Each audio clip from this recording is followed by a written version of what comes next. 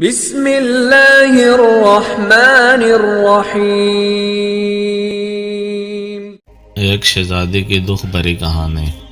ایک دور دراز ملک میں ایک بادشاہ تھا جس کی شان و شوکت کے چرچے دور دور تک پھیل چکے تھے۔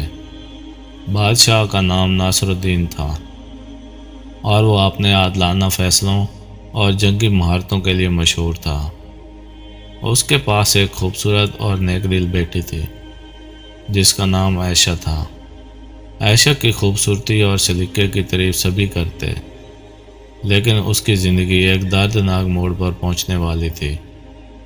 بادشاہ کی بدگمانی۔ ایک رات بادشاہ ناصر الدین کو ایک عجیب و غریب خواب آیا۔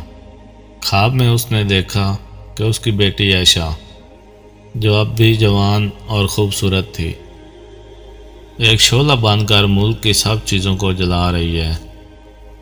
خواب میں وہ اپنی بیٹی کو اپنے دشمنوں کے ساتھ ملے ہوئے دیکھتا ہے جو ملک کو برباد کرنے کا منصوبہ بنا رہے ہیں۔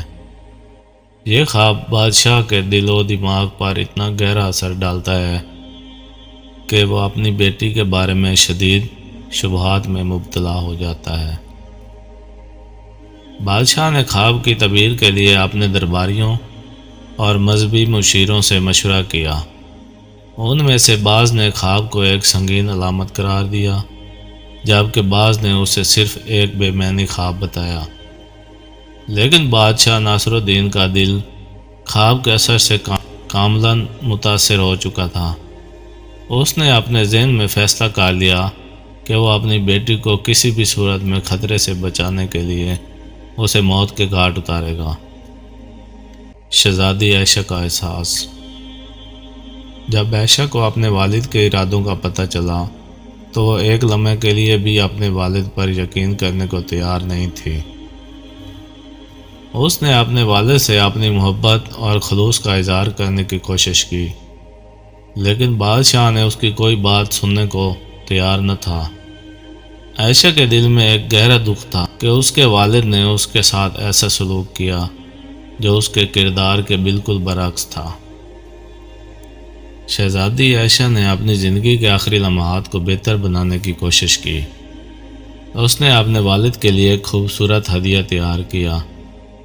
یہ ایک دل کی شکل میں بنا ہوا قیمتی جواہر تھا جس پر اس نے محبت بھری پیغام تحریر کی۔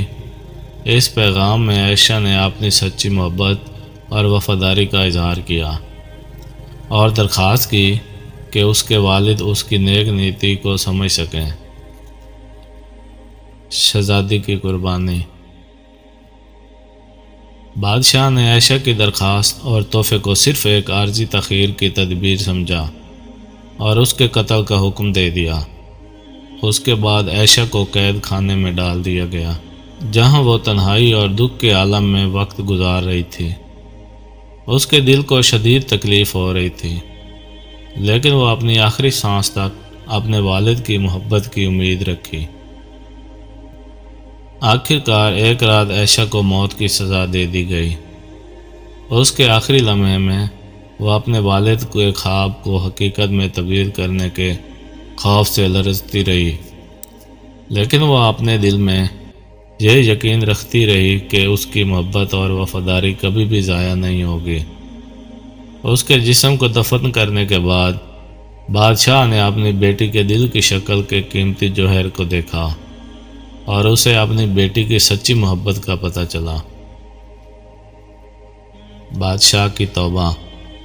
شہزادی عائشہ کی موت کے بعد بادشاہ ناصر الدین نے اپنے دل میں ایک گہرا دکھ محسوس کیا۔ اس نے محسوس کیا کہ اس کی بیٹی کی قربانی اور محبت کی قیمت اس کے خوابوں کی غلط فہمی سے کہیں زیادہ بڑی ہے۔ اس نے اپنی زندگی کے باقی حصے کو اپنی بیٹی کی یاد میں بسر کیا اور ملک کی خدمت میں اپنی تمام تر کوششیں لگا دیں۔ بادشاہ نے عوام کو بتایا کہ اس کی بیٹی کی قربانی ایک سبق تھی کہ محبت اور وفاداری کو سمجھنے میں کبھی دیر نہیں کرنی چاہیے اور کسی بھی فیصلے میں جلد بازی نہیں کرنی چاہیے۔ اس نے اپنی زندگی کو ایک نیا رخ دیا جہاں وہ عوام کے ساتھ انصاف اور محبت کے اصولوں کے مطابق برتاؤ کرتا رہا۔ ایک سبق۔